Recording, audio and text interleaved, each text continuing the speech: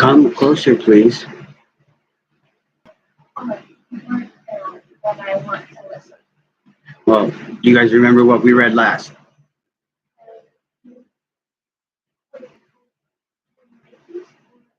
No, from here.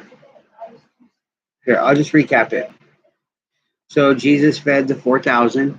Remember, he fed 5,000, and then he fed 4,000, right? And there's plenty leftovers. That's where we're at. So we are Matthew.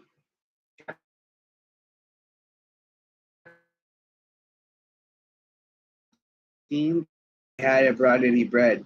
Jesus knew what they were saying, so he said, "You have so little faith. Why are you arguing with each other about having no bread? Don't you understand even yet? Don't you remember the 5,000 I fed with 5 loaves and the basket of leftovers you picked up? Or the 4,000 I fed with 7 loaves and the large baskets of leftovers you picked up? Why can't you understand that I am not talking about bread?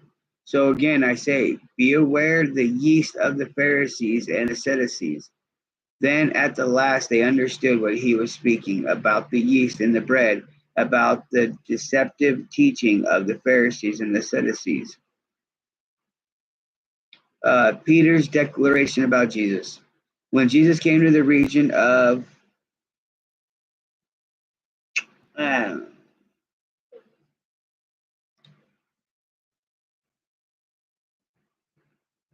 It's either Caesarea or Caesarea. we'll say Caesarea Philippi, he asked his disciples, "Who do people say that the Son of Man is?" "Well," they replied, "some say John the Baptist, some say Elijah, and others say Jeremiah, or of the other prophets." Then he asked them, "But who do I say I am?" Simon Peter answered, "You are the Messiah, the Son of the living God." Jesus replied, "You are blessed, Simon, son of John, because my Father in heaven has revealed this to you. Did not learn from any human being. Now I say to you that you are Peter, which means rock. And upon this rock I will build my church, and all the power of hell will not conquer it. Um, and I will give you the key of the kingdom of heaven. And whenever you forbid on earth will be permitted in heaven. Or I'm sorry. Whatever you forbid on earth will be forbidden in heaven, and whatever you permit on earth will be permitted in heaven."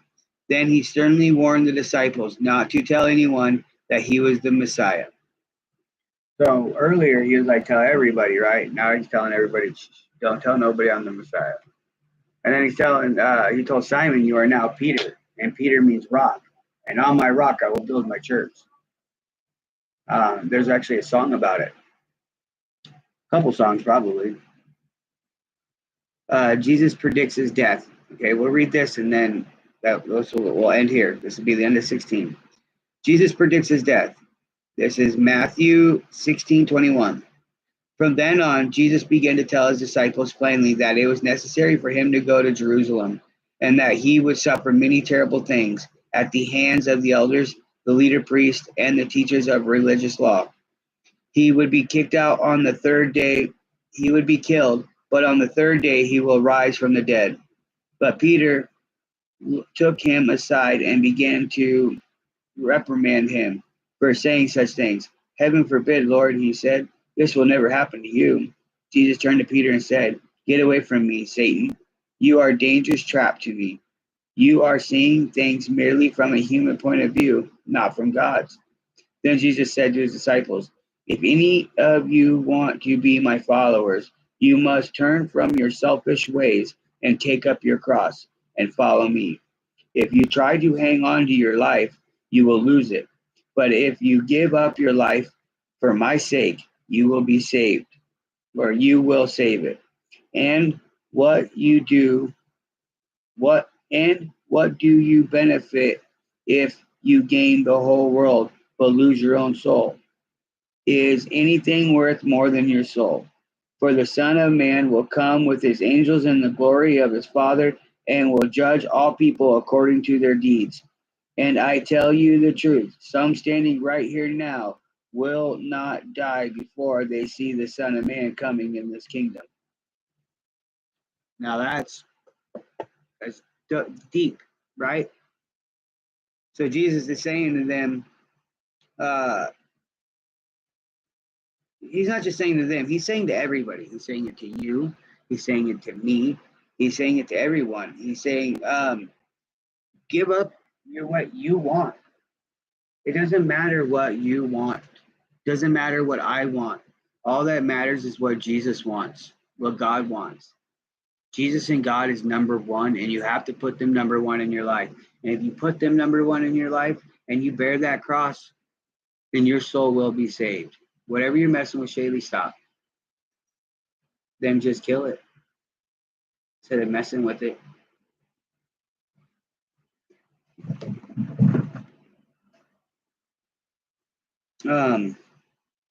That's what he's saying. I want to read it kind of again, just so you guys understand how serious this is. If any of you want to be my followers, which we're all followers of Jesus, right? You must turn from your selfish ways. That means wanting to just watch TV all the time and not wanting to do your chores, or you wanting to just be a bug and get in everything, and you wanting to tattletale on everybody and being in everybody's business.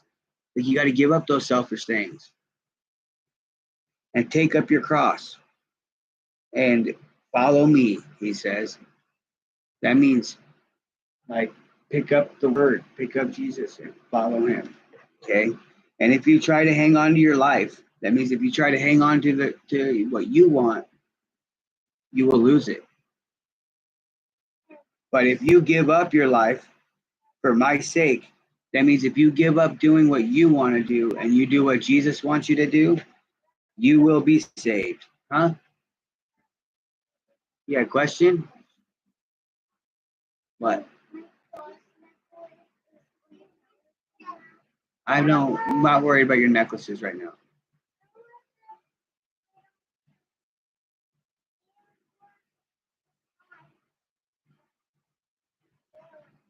Okay.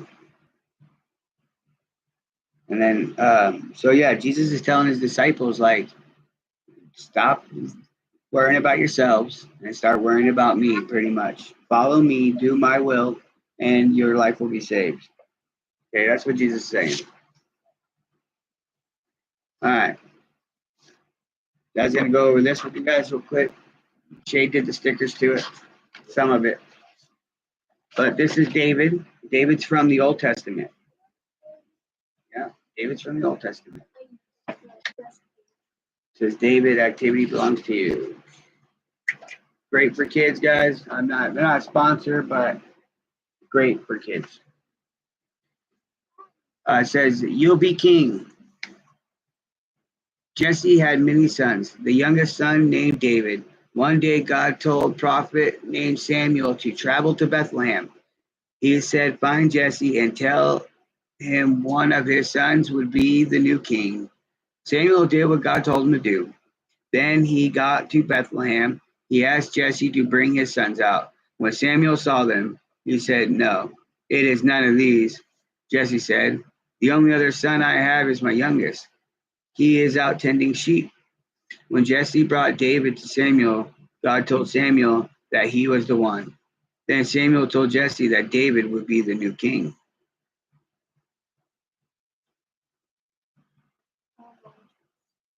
That is going to be the new king. Okay, so David was good at playing the harp.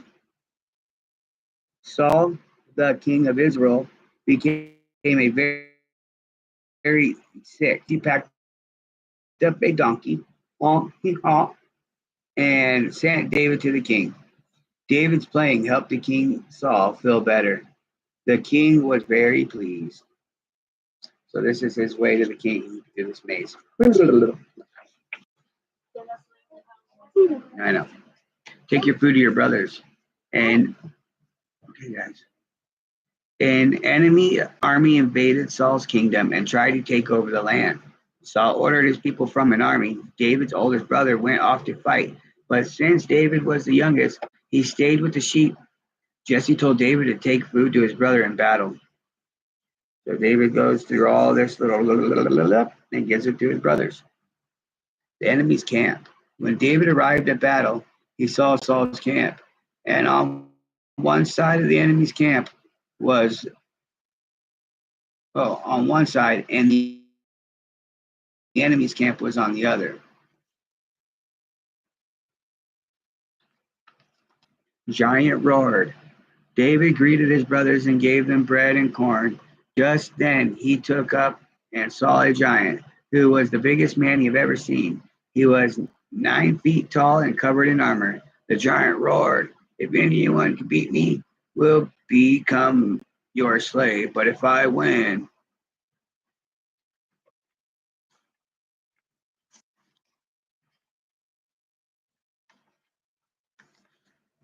I have God on my side.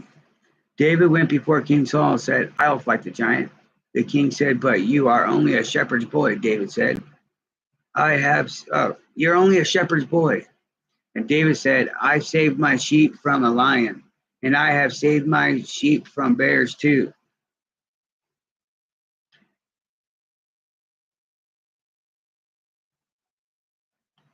Uh, from that spider web. All right. And King Saul agreed to let David fight, but he said, "You must first put on this armor." David said, "The armor is too big and heavy. I will not need it. I have God on my side." Like, that's faithfulness, right? Like, just knowing that he loves God that much and he knows God will protect him. Really don't touch. The 5 stones. David went over to the nearby stream and he picked out 5 smooth stones to use in his sling. And then he put the stones inside the sling. The shepherd boy and the giant. The giant laughed when he saw David. "You are just a boy. Do you think you can beat me with a few stones?" David said, "You come to me with a spear and a shield, but I come in the name of the Lord and God of the armies of Israel." And David swung his sling around and around, and then he let a stone fly, and it hit Goliath right in the middle of the forehead. And the giant fell to the ground. King Saul's army cheered, and David saved God's people. Yeah, of course. Imagine that, Shay. You didn't actually read it. You just did and not paid attention. He beat a giant man. It only took one, though. 3 is about. Okay? You guys will come through a lot of trials and tribulations in your life.